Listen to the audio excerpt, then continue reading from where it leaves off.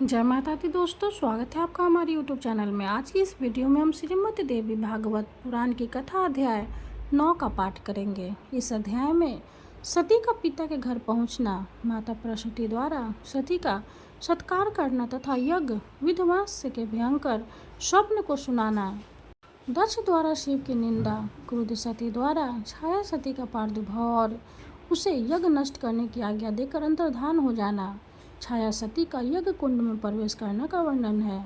तो आइए पाठ शुरू करते हैं। श्री महादेव जी बोले, नारद, इसके बाद सुंदर वक्षस्थल तथा खुले हुए केशों वाली दशपुत्री भगवती सती रथ से उतरकर शीघ्रतापूर्वक अपनी माता के पास चली गई। अपनी पुत्री को बहुत दिनों बाद आया देखकर दश पत्नी प्रसूति उन्हें गोद में लेकर वस्त्र से उनका मुख कमल पोंछने लगी और बार बार उनका मुख चूमती हुई रो रो कर कहने लगी, माता, सर्वदेवेश्वर सदाशिव को पति रूप में प्राप्त करके आप सोचने योग्य नहीं रह गई हैं और आप हम लोगों को शोक रूपी महासागर में छोड़कर चली गई। आप अत्यंत श्रेष्ठ तीनों लोगों की माता तथा आदि शक्ति हैं। यह मेरा महान भाग्य है कि आप साक्षात भगवती मेरे गर्भ से उत्पन्न हुई है। सती मेरे घर में कृपा पूर्वक उपस्थित होकर आपको जो मैंने देख रही हूँ, इससे बहुत दिनों से विद्यमान मेरा शोक आज दूर हो गया है। आपके दुबुद्धि पिता भी परम शिव को न जानकर उनसे विशेष देश भाव रखते हुए मुँह वंश महान यज्ञ कर रहे हैं। हमारे तथा विद्यमान मुनियों के द्वारा अनेक तरह के कहे जाने पर भी इन्होंने न तो आपको और न ही परमेश्वर शिव को बुलाया। सती बोली, सभी देवताओं के देवता यज्ञेश्वर भगवान शिव का अपमान करके मेरे पिता समस्त देवताओं के साथ यज्ञ कर रहे हैं और कुछ भी माने, किंतु मेरा तो ऐसा निश्चय है कि इस यज्ञ में समाप्ति निर्विघ्न नहीं हो सकेगी। प्रसूति बोली, मैंने रात में तो अत्यधिक भयानक, दारुण तथा अत्यंत रोमांचक स्वप्न देखा है, उसे सुनो। उस महायज्ञ में जहाँ दक्ष प्रजापति देवताओं के साथ स्थित थे, वहाँ कोई देवी महेश्वरी अकस्मात आ गई। वे महान मेघों की कांति के समान श्याम वर्ण वाली थी। उनके बाल खुले हुए थे, वे दिगंबर थे, उनकी 4 भुजाएं थी, वे अट्ठास कर रही थी और जाज्वल्यमान 3 नेत्रों से प्रकाशित थी। उन्हें देखकर दक्ष प्रजापति आश्चर्यचकित हो गए और उन्होंने विनय पूर्वक कहा, आप कौन है, किसकी पत्नी और यहाँ क्यों आई हैं? उन्होंने कहा, क्या आप नहीं जानती कि मैं अपनी पुत्री सती हूँ? इसके बाद दक्ष प्रजापति ने शिव की निंदा करते हुए बहुत तरह की बात कही। उसे सुनते ही वे बड़े क्रोध से यज्ञाग्नि में कूद पड़ी। उसके बाद भयानक कर्म करने वाले तथा भीषण आकार वाले करोड़ों प्रमथगण क्षण भर में ही वहाँ उपस्थित हो गए और फिर कालांतर यमराज के समान महान उग्र कार्य करने वाला कोई महान पुरुष भी वहाँ आ गया। उसने विष्णु आदि प्रमुख देवताओं को जीतकर प्रमथगणों के साथ महायज्ञ का विध्वंस कर डाला और दक्ष प्रजापति का सिर काट लिया। अब वे दक्ष प्रजापति मुख विहीन होकर यज्ञ कुंडल के किनारे पड़े रहे। कौपीन वस्त्र धारण किए हुए तथा जटा मुकुंद से सुशोभित महान उग्र वाले वे सभी प्रमथगण क्रोधित होकर उन दक्ष प्रजापति को खाने को उद्यम हो गए। अपने समस्त अंगों में भस्म लपेटे तथा हाथों में शूल, पाश और खड्ग धारण किए हुए वे उनका रक्त पी रहे थे और हंस रहे थे। तब दक्ष के सभी नगरवासी ऐसा देखकर व्याकुल हो उठे और रोते हुए हाहाकार करने लगे। तत्पश्चात ब्रह्मा जी ने देवादिदेव सदाशिव की विनय पूर्वक प्रार्थना करके उन्हें स्वयं बुलाकर कहा, इन दक्ष प्रजापति को अवश्य ही जीवित कीजिए। विभो देवों के देव, इस यज्ञ का समापन कीजिए और मुझ पर प्रसन्न होइए। उनकी यह बात सुनकर शिव की निंदा किए जाने के कारण एक बकरे का सिर जोड़कर भगवान शिव ने दक्ष को जीवित कर दिया। रात के थोड़ा शेष रहने पर मैंने इस प्रकार का स्वप्न देखा था और आज वही श्याम वर्ण वाली तुम मेरे बगल में आई हुई हो। मैंने जैसा स्वप्न में देखा था तुम वैसे ही दिखाई पड़ रही हो और दक्ष प्रजापति के विषय में जैसा देखा वही होने वाला है, क्योंकि जिस देवी को मैंने स्वप्न में देखा था तुम्हें वैसे ही दिख रही हो। माता, क्या यह स्वप्न कभी विफल हो सकेगा और शिव निंदा का समुचित फल प्राप्त कर वे दक्ष क्या अपनी मूर्खता का त्याग करेंगे? वे तत्वतः तुम दोनों को जानकर शीघ्र ही अपना द्वेष त्याग देंगे। पुत्री, तुम चिरंजीवी हो और तुम्हारी कभी भी कोई हानि ना हो। यह योग स्वप्न मात्र ही हो, प्रत्यक्ष में तुम दोनों दीर्घायु प्राप्त करो। तुम जिसकी अपनी हो वो निश्चय ही शोक करने योग्य नहीं है, वह धन्य और भाग्यवान है। तुम कभी मेरा त्याग मत करना, क्योंकि मैं तुम्हारी माँ हूँ। श्री महादेव जी बोले, इस प्रकार माता से सम्मान प्राप्त करके सती ने उन्हें प्रणाम किया तथा उनसे आज्ञा लेकर वे शीघ्र ही दक्ष प्रजापति के पास चली गई। उसी समय दक्ष के नगरवासी कष्ट होकर आपस में विचार करने लगे कि यह कैसा महान आश्चर्य है। सुमन के समान गौरंग तथा शांत रूप वाली सुंदरी सती अब काले मेघ के समान वर्ण वाली तथा भयंकर रूप वाली कैसे बन गई। इनके बाल खुले हुए हैं, ये भयानक दांतों से युक्त है। क्रोध के मारे इनकी आंखें लाल लाल हो गई है। इन्होंने व्याघ्र चर्म धारण कर रखा है और ये 4 पराक्रमी भुजाओं से युक्त है। इस यज्ञ की देवसभा में इस तरह ने इनका आगमन क्यों हुआ है। ऐसा मानना हूँ कि यह संपूर्ण जगत को क्षणार्धाम में ग्रसित कर लेगी। आज दक्ष प्रजापति की न जाने क्या गति होगी। इनका अपमान करके ये दक्ष प्रजापति देवताओं के साथ यज्ञ कर रहे हैं। निश्चय ही उसी का फल प्रदान करने के लिए यह क्रुद्ध होकर आई हुई है।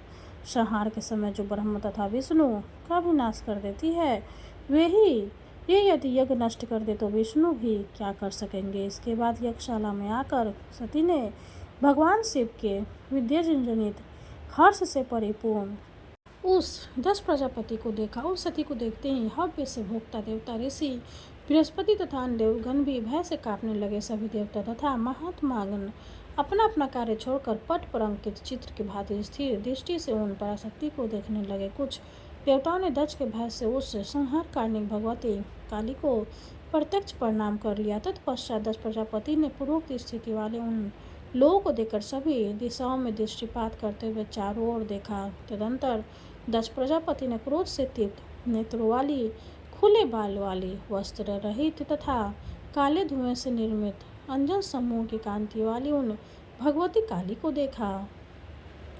दक्ष बोले, तुम कौन हो, किसकी पुत्री हो तथा किसकी पत्नी हो, इस तरह निर्लज होकर यहाँ क्यों आई हो। तुम तो सती की तरह दिखाई पड़ रही हो। पुत्री, क्या तुम मेरी पुत्री सती ही हो और शिव के घर से यहाँ आई हो। सती बोली, पिताजी, क्या आप अपनी इस पुत्री सती को नहीं पहचानते। आप मेरे पिता हैं और मैं आपकी पुत्री हूँ। आप पिता को प्रणाम करती हूँ। दक्ष बोले, माता सती, आप इस तरह कृष्ण वर्ग की कैसे हो गई हैं। आप तो पहले मेरे घर में स्वर्ण के समान और रंग वाली थी। आपकी कांति शरतकालीन चंद्रमा के समान थी और आप दिव्य वस्त्र धारण किए रहती थी। वहीं आप आज निर्वस्त्र होकर मेरी सभा में क्यों आई हुई हैं। आप इस तरह खुले बालों तथा भयानक नेत्रों वाले क्यों हो गई हैं। क्या अयोग्य पति पाने के कारण आप इस दशा को प्राप्त है। मैंने अपने यज्ञ महोत्सव में तुम्हें नहीं बुलाया, इसका कारण तुम्हारा शिव पत्नी होना है, ना कि तुम्हारे प्रति मेरे स्नेह आदि का अभाव। तुमने अच्छा किया जो स्वयं यहाँ चली आई। तुम्हारे लिए वस्त्र आभूषण आदि रखे हुए हैं, वह सब तुम ले लो। त्रिलोक की सुंदरी पुत्री सती, तुम मेरे प्राण के समान प्रिय हो। सुंदर नेत्रों वाली अयोग्य शंकर को पति के रूप में पाकर तुम बहुत ही दुखी हो। शिव के प्रति दक्ष के द्वारा कहा गया यह निंदा से परिपूर्ण वचन सुनकर क्रोध से प्रज्वलित समस्त अंगों वाली वे सती सोचने लगी कि मैं मात्र आधे क्षण में सभी देवताओं तथा यज्ञ सहित अपने पिता को जलाकर राख कर दूंगी, किंतु पितृ हत्या के भय से वैसा नहीं करूंगी, अपितु देवताओं के सहित इन्हें मोहित कर दे रही हूँ। इस प्रकार मन में विचार करने के बाद उन 10 पुत्री सती ने क्षण भर में अपने ही समान रूप वाली एक छाया सती की रचना कर दी। तब सती ने उस छाया सती से कहा, मेरी बात पर ध्यान से सुनो। तुम मेरा एक काम कर दो, इस ही हक का विध्वंस कर डालो। सुलोचनो, मेरे पिता के साथ बहुत प्रकार की बातें करके तथा उनके मुख से शिव के समान अपमानजनक वाक्य सुनकर क्रोध से प्रज्वलित शरीर वाली तुम यज्ञाग्नि में प्रवेश कर जाना। मैं इसकी पुत्री हूँ। इसी से गर्वित होकर यह दक्ष शिव की निंदा कर रहा है, इसलिए तुम शीघ्र ही दक्ष के उस गर्व को चूर कर दो। यज्ञ अग्नि में तुम्हारे प्रविष्ट होने की बात सुनकर शोक से संतप्त हृदय वाले भगवान महेश्वर यहाँ निश्चित रूप से आएंगे और सभी देवताओं तथा यज्ञ की रक्षा करेंगे। इनमें संलग्न विष्णु को पराजित करके यज्ञ को नष्ट कर देंगे और पिता का वध कर डालेंगे। छाया काली से ऐसा कहकर मुस्कान भरे मुख वाली महाकाली स्वयं अंतर्धान होकर आकाश में स्थित हो गई। मुनि श्रेष्ठ, उस समय मेरी मृदंग और तुरही आदि बाजे बजने लगे, महोत्सव होने लगा और भारी पुष्प वर्षा होने लगी। उन देवी के निकट रहने पर भी उनकी माया से मोहित होने के कारण किसी देवता महर्षि ने यह सब नहीं देखा। इसके बाद छाया सती ने क्रुद्ध होकर दक्ष प्रजापति से कहा, तुम अज्ञानवश देवादिदेव सनातन शिव तथा मुझ सती की निंदा क्यों कर रहे हो। दुर्बुद्धि, यदि कल्याण चाहते हो तो अपनी वाणी पर नियंत्रण रखो, अन्यथा महामूर्ख शिव की निंदा करने वाली तुम्हारी इस जीभ को मैं काट दूंगी। जो तुम देव समय में बहुत काल से परमेश्वर शिव की निंदा करते रहे हो, उसका फल आज ही तुम्हें मिल जाएगा, ऐसा मुझे लगता है। जो मनुष्य संपूर्ण लोकों के एकमात्र कारण महेशान शिव की निंदा करता है वह परमात्मा सदाशिव उसका सिर काट देते हैं। दक्ष बोले, अल्प बुद्धि वाली बालिके, मेरे सामने ऐसी बात फिर मत बोलना। शमशान में रहने वाले उस दुराचारी को मैं जानता हूँ। दुर्मति, तुम्हें स्वयं ही अपनी बुद्धि से भूतगणों के अधिपति शिव को पति रूप में वर्ण किया है। अब उसी के पास जाकर अपने योग्य परम सुख प्राप्त कर रही हो। मैं प्रजापति दक्ष हूँ, ऐसा सभी देवताओं तथा देवियों को मालूम है। मेरे आगे तुम शिव की प्रशंसा क्यों कर रही हो, जिसे मैं सुन ही नहीं सकता। छाया सती बोली, दक्ष मैं फिर कह रही हूँ, यदि तुम अपना कल्याण चाहते हो तो पाप बुद्धि का त्याग कर दो और भक्तिपूर्वक भगवान सदा शिव की उपासना करो। यदि तुम पुनः अज्ञानवश परमात्मा शिव की निंदा करोगे तो वे शंभु निश्चित रूप से एक सही तुम्हें नष्ट कर डालेंगे। दक्ष बोले, कुपुत्री, तुम बुरे चरित्र वाली हो, मेरे नेत्रों के सामने से हट जाओ। मेरे लिए तो तुम उसी समय मत गई जाओ, तुमने शिव को पति रूप में प्राप्त कर लिया था। तुम मुझे बार बार अपने पति रूप की याद क्यों दिला रही हो, जिससे कि मेरे अंदर स्थित पुराधनी भूसी की आग की तरह बढ़ती जा रही। कुपुत्री, दुष्ट बुद्धि वाली, तुमने शिव को पति रूप में प्राप्त किया है, अतः तुम्हें देखने से मेरा शरीर शोकाग्नि से दग्ध हो रहा है। दूषित अंतःकरण वाली, तुम शीघ्र ही मेरी आंखों से दूर हो जाओ। मेरे समक्ष अपने पति का गुणगान मत करो। श्री महादेव जी बोले, नारद, दक्ष के ऐसा कहने पर उन भगवती छाया काली ने कोपाविष्ट होकर भयंकर रूप धारण कर दिया। उनके जाज बोल्यमान तीनों नेत्र अत्यंत प्राकृत थे। उनका मस्तक नक्षत्र लोक में पहुंच गया था। उनका मुख फैला हुआ था, पैरों तट लटकने वाले खुले हुए केशपाल से वे सुशोभित हो रही थी। वे मध्यकालीन हजारों सूर्यों की कांति से संपन्न थी और प्रलय काल के बादलों के समान प्रतीत हो रही थी। तत्पश्चात क्रोध से तीव्र अंगों वाली उन महेश्वरी ने बार बार ठास करके गंभीर वाणी में दक्ष से कहा, मैं केवल आपकी आंखों से ही दूर नहीं हो जाऊंगी, अपितु आपसे उत्पन्न इस देह से भी अविलंब दूर हो जाऊंगी। इस प्रकार क्रोध से प्रदीप्त नेत्रों वाली छाया सती सभी देवताओं के देखते देखते जगह अग्नि में प्रवेश कर गए। उसके बाद पृथ्वी हिलने लगी, महाप्रचंड वायु बहने लगी और सूर्य को भेद कर बड़े बड़े उल्का पिंड पृथ्वी तल पर गिरने लगे। सभी दिशाएं विक्षुब्ध हो उठी, मेघ रक्त बरसने लगे। समस्त देवतागण विकित वर्ण वाले हो गए। यज्ञ कुंडल की अग्नि बुझ गई और सियार तथा कुत्ते यज्ञ मंडल में रखी हवनीय सामग्री खाने लगे। इस प्रकार वह यज्ञ मंडल मात्र आधे ही क्षण में शमशान के रूप में परिवर्तित हो गया। इसके दक्ष प्रजापति का मुख मंडल मलिन हो गया और वे बार बार गहरी सांसें छोड़ने लगे। इसके बाद ब्राह्मणों ने किसी तरह फिर से यज्ञ आरंभ किया। मुने भगवान शिव के भय से देवता अत्यंत घबराए हुए थे। सभी देवता तथा महर्षिगण आपस में कहने लगे कि यह अमंगलकारी बात क्षण भर में ही दूर तक फैल जाएगी और शिवजी आज सती के देह त्याग का समाचार सुन लेंगे। जगत का संहार करने वाले वे महाराज शंभु क्रुद्ध होकर न जाने जिसका क्या कर डालेंगे, अथवा हो सकता है वे सृष्टि का ही लोप कर दे। इसके बाद मुनिश्रेष्ठ महर्षि नारद सभा के बीच से चुपचाप उठकर शीघ्रतापूर्वक कैलाश की ओर चल दिए। इस प्रकार श्री महाभागवत महापुराण के अंतर्गत श्री महादेव नारद संवाद में छाया सती अग्नि प्रवेश नामक 9वां अध्याय पूर्ण हुआ। माता रानी की जय हो। अब हम दुर्गा माँ की आरती करेंगे। जय अम्बे गौरी मैया, जय श्यामा गौरी, तुमको निश दिन ध्यावत मैया जी को निश दिन ध्यावत, हरि ब्रह्मा शिवरी।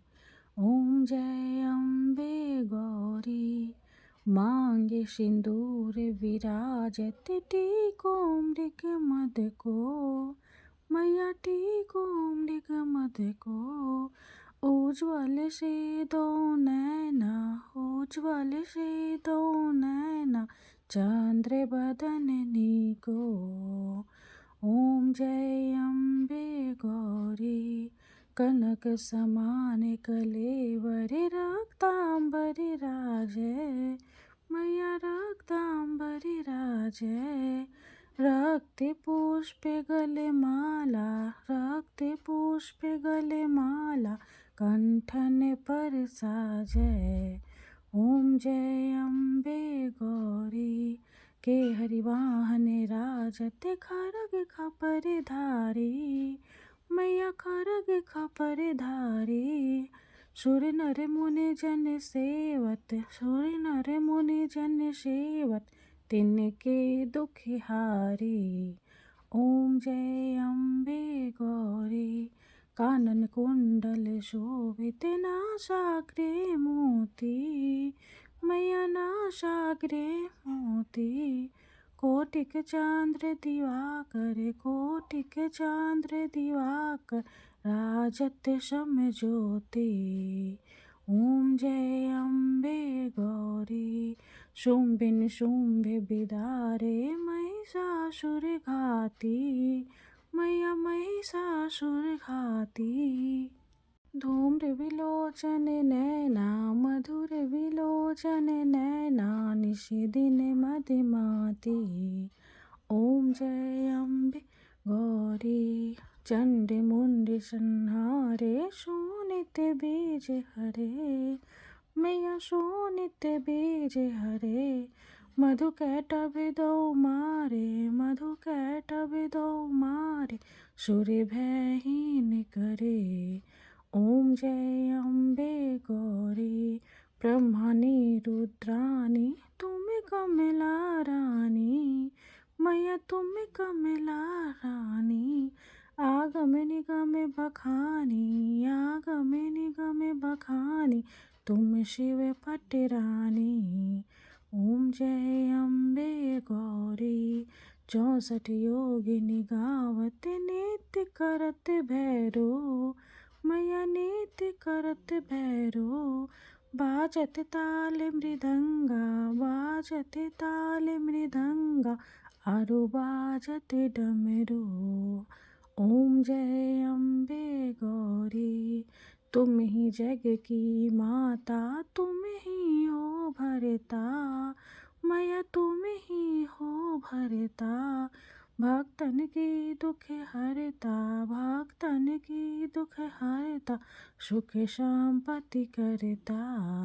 ओम जय अम्बे गौरी। भुजाचार्य अति शोभित वर मुद्राधारी।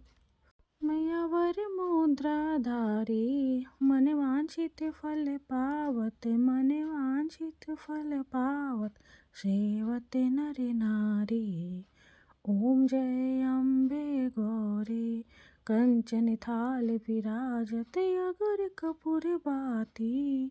मैया अगर कपूर बाती। श्रीमाल के तुम राजत श्रीमाल के तुम राजत कोटि रतन ज्योति। ओम जय अम्बे गौरी। श्री अम्बे जी की आरती जो कोई नर गावे। मैया जो कोई नर गावे कहत शिवानंद स्वामी भजत शिवानंद स्वामी सुख संपत्ति पावे। ओम जय अम्बे गौरी। माता रानी की जय हो। वीडियो अगर अच्छे लगे तो लाइक कर दे, चैनल को सब्सक्राइब कर दे। धन्यवाद।